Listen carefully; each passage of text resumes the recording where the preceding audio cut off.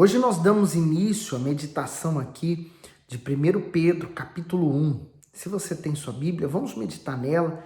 Essas cartas do apóstolo Pedro, ela fala muito forte às igrejas. Lembrando que esse apóstolo é o mesmo que andou com o Senhor Jesus, aquele que negou Jesus, mas que se tornou, depois do batismo com o Espírito Santo, o apóstolo do Senhor Jesus, que fez um trabalho muito grande, uma obra muito grande, porque ele se deixou ser usado pelo Espírito Santo. Bem, em resumo, é o que está lá em Atos. Depois que recebemos o Espírito Santo, nos tornamos sua testemunha, a testemunha fiel da sua ressurreição. Hoje, então, 1 Pedro, capítulo 1. Vamos pedir que Deus nos dirija. Senhor Jesus, nós vamos meditar nessas cartas do apóstolo Pedro. Hoje elas estão sendo dirigidas para nós, a sua igreja, meu Deus. Por isso, fala conosco e nos faz compreender a tua vontade através delas. Amém. Diz assim no versículo 1: Pedro, apóstolo de Jesus Cristo, aos estrangeiros dispersos no Ponto, na Galícia, Capadócia, Ásia e Bitínia. O comentário do bispo diz: aos estrangeiros. A mensagem de Pedro é dirigida aos convertidos ao evangelho que viviam espalhados pela Ásia Menor. A maioria deles eram judeus cristãos que haviam sido expulsos da sua própria terra devido às perseguições que se iniciaram logo após o Pentecostes. A fé no Senhor Jesus os fez aparentemente perder, pois foram obrigados a deixar tudo, mas essa fé lhes concedeu vantagens espirituais infinitamente superiores, como uma pátria celestial.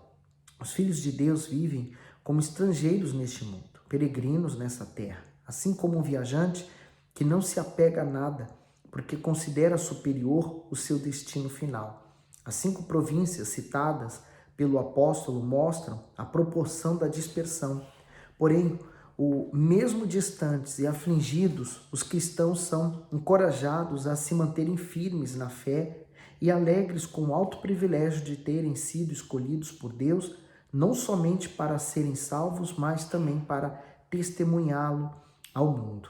Então, nós vemos que depois do Pentecostes, essas pessoas saíram espalhando o evangelho, né?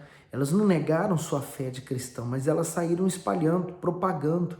Então, para você entender a força de uma conversão, né?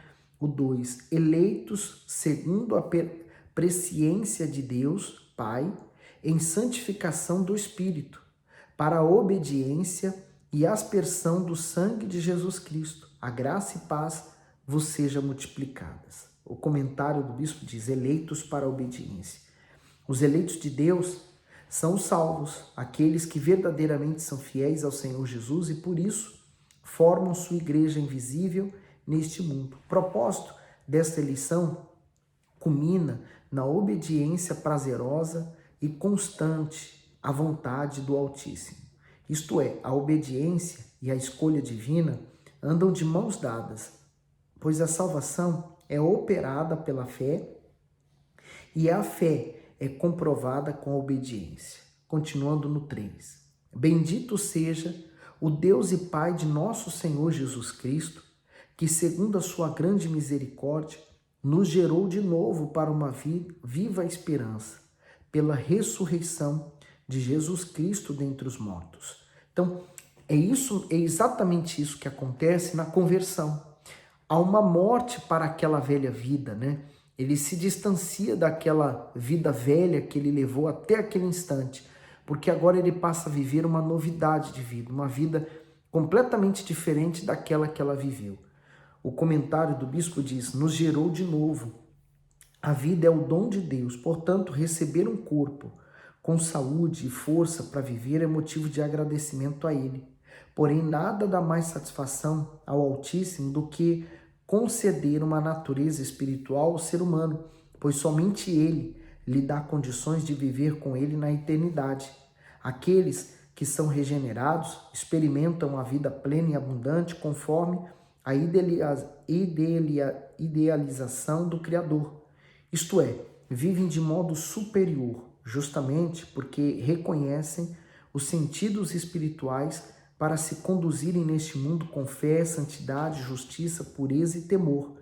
Continuando no 4, para uma herança incorruptível, incontaminável e que não se pode murchar, guardada nos céus para vós. É interessante, né? Tem, por exemplo, aqui na Terra, o que nós notamos, né? Se os pais eles foram muito ricos, os filhos começam já em vida, às vezes os pais nem sequer morreram, eles já começam a lutar pela herança. Eles ficam de olho naquela riqueza, nos bens, nas posses. Muitas vezes um filho, por cuidar do pai, se acha no direito de ter mais herança do que o outro. E aí começam as guerras em família, né? Às vezes nós notamos isso, por exemplo, nas partilhas, quando se vai dividir os bens, às vezes aquele outro filho recebeu menos ou outro mais, enfim, às vezes é um testamento que foi deixado, nem sempre é bem aceito. E normalmente as discussões, as brigas, os desentendimentos entre os irmãos começam justamente aí, começam justamente nas partilhas dos bens. Mas aqui ele está falando uma herança incorruptível, quer dizer, o ferrugem não pode corroer, não se estraga com o tempo, não se perde com o tempo, é incontaminável, quer dizer, ela não está aqui na terra, ela está nos céus. O comentário do Bispo Macedo, para uma herança incorruptível. Somente o Senhor eterno pode oferecer a vida eterna ao ser humano, sua maior herança aos salvos. Esse galardão é descrito como incorruptível e incontaminável, o oposto da vida neste mundo, que é perecível e corruptível, que não se pode murchar. É uma comparação feita pelo apóstolo para evidenciar a diferença entre a recompensa dos ímpios e a dos justos. Enquanto a dos ímpios era semelhante às famosas grinaldas de flores, que embora fossem bonitas, perdiam rapidamente sua fragrância e beleza, a dos justos é uma coroa de glória eterna que nunca se desgastará. Ainda que se passem bilhões de anos, ela estará reluzente e preservada com ele para sempre. O que está reservado nos céus para os salvos está nas mãos do Senhor Jesus, pronto para ser entregue àqueles que permanecem fiéis a ele até o fim. Por isso que a velhice é um pré-anúncio que a vida neste mundo ela é passageira e que nós devemos nos preocupar com a vida eterna. O 5. Que mediante a fé estáis guardados no poder de Deus para a salvação, já prestes para se revelar no último tempo, em que vós grandemente vos alegrais, ainda que agora importa, sendo necessário, que estejais por um pouco contristado com várias tentações. De fato, né? Nós estamos vivendo, nós podemos falar sobre isso, os últimos tempos. E aí nós devemos nos alegrar, porque quanto mais rápido vier o Senhor Jesus, nós vamos poder então contemplar a face dele e sair desse mundo, né?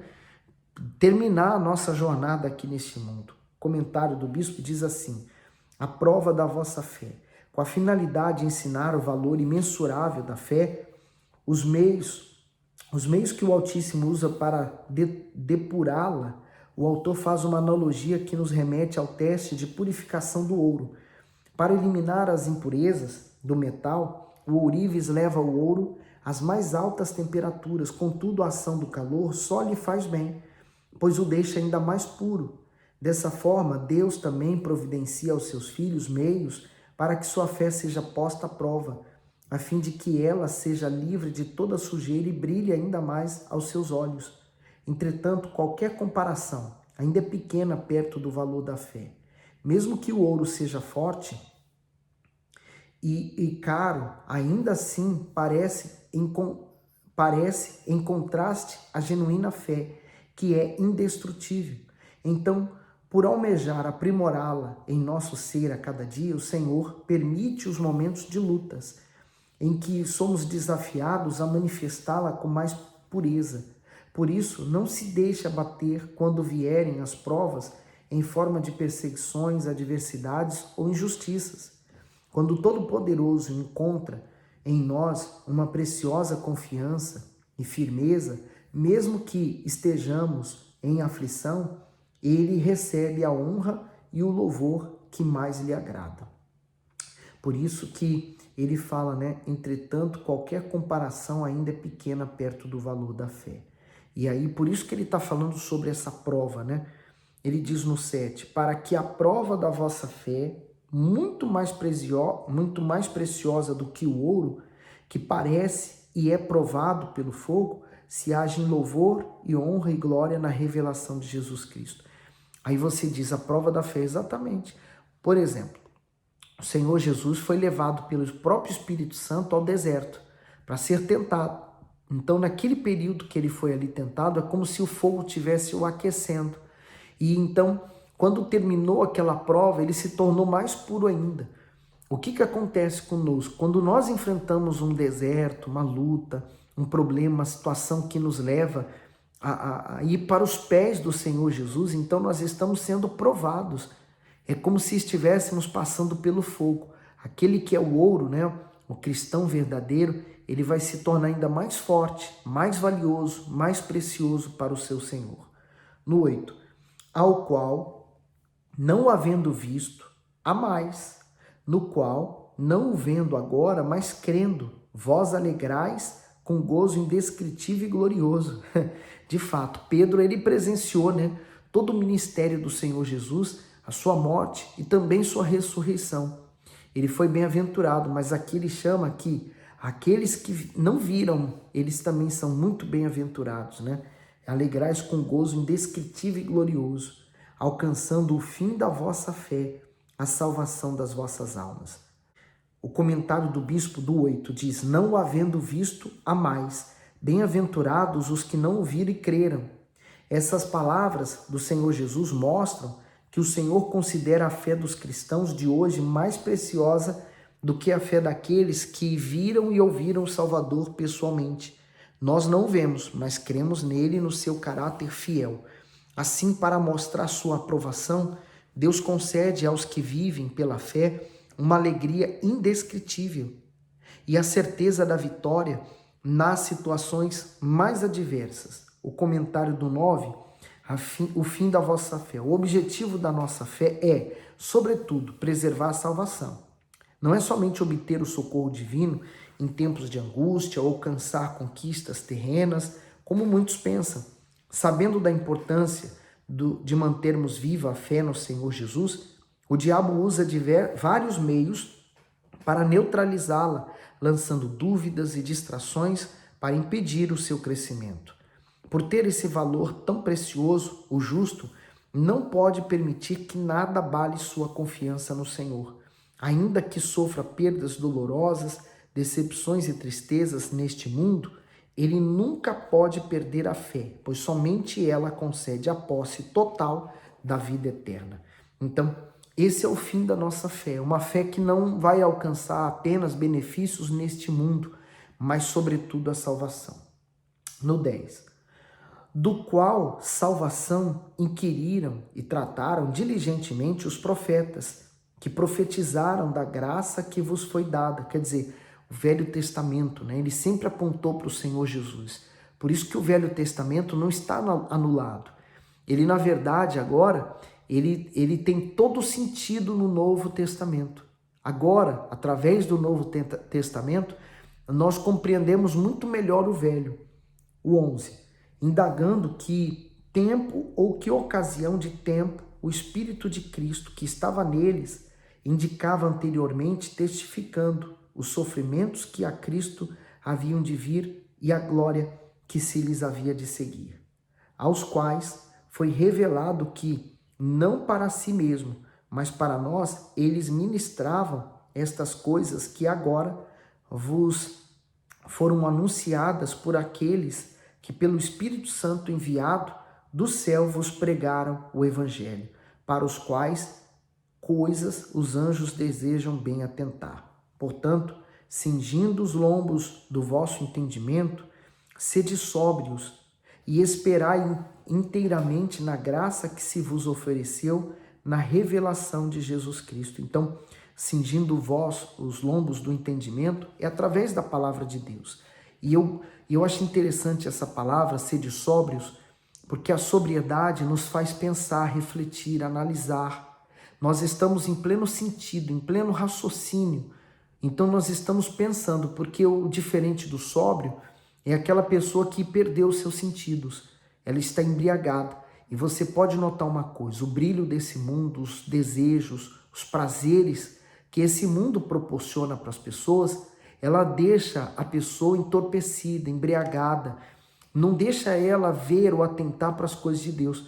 Por isso que a palavra de Deus, por vezes, para a pessoa que lê, ela se torna muito difícil, uma leitura muito complicada, porque ela não consegue absorver o espírito que está ali. Por quê? Ela está tão enlaçada com as coisas do mundo, né? Ela se envolveu tanto com as coisas do mundo, que quando ela quer se envolver com as coisas de Deus, as coisas de Deus parecem ser sem graça, não lhe dá motivação, não lhe traz nenhum prazer. É simples, é você pensar assim, aquelas comidas que são mais gostosas, saborosas, são as que mais fazem mal. As que menos são saborosas e que normalmente as pessoas desprezam, os legumes, por exemplo, é aquelas que nos fazem mais bem, mas que o ser humano não quer comer. A mesma coisa acontece com o mundo, o prazer, as coisas desse mundo e aquilo que Deus quer nos dar. Aí o 14, né? Como filhos obedientes, não vos conformando com as concupiscências que antes havia em vossa ignorância. Então, como filhos obedientes, não vos conformando. O segredo está aqui. É em nós não nos conformarmos com o que esse mundo dita, né? O mundo vem ditando regras, vem colocando as suas ideias para fora. Porém, a Bíblia, ela não se modernizou. A Bíblia continua moderna em todos os tempos. O padrão bíblico é o correto, é o que foi dado por Deus. O mundo não. Ele começa a criar novas teorias, ele começa a criar novas genealogias, novas formas de viver. Ele quer que a Bíblia se adapte à sua maneira de viver. As pessoas hoje, elas não querem ouvir a verdade. Elas querem continuar sendo enganadas e elas não aceitam que alguém venha lhes dizer a verdade. Então, não podemos nos conformar de forma nenhuma com a situação em que esse mundo vem se encontrando. Por isso que nós lutamos para estarmos debaixo da vontade do nosso Deus, para que Ele venha reinar e liderar a nossa vida. Bom, eu vou parar aqui hoje no 14, amanhã nós continuamos aqui no 15, porque esse capítulo 1, ele tem muita coisa para nós falarmos, meditarmos, e eu quero que você fique com esse pouco do conteúdo que nós falamos e reflita um pouco mais. Esse mundo tem laçado você, tem buscado você, ele tem tirado a chance de você conhecer a Deus, porque se você parar para observar, todas as coisas, principalmente a internet, o nosso tempo, ele é tão consumido nas coisas, nas redes sociais, que às vezes não sobra tempo para você investir nas coisas espirituais. Veja bem, se é isso que acontece com você. E aí você pode tomar uma atitude, fazer um jejum, buscar fazer alguma coisa para mudar essa situação. Bom, eu vou ficando por aqui. Eu quero que você espalhe esse vídeo. Hoje é o primeiro, então mande para mais pessoas que você conhece, para que elas também venham meditar junto conosco, tá bom? Que Deus ilumine e abençoe você grandemente.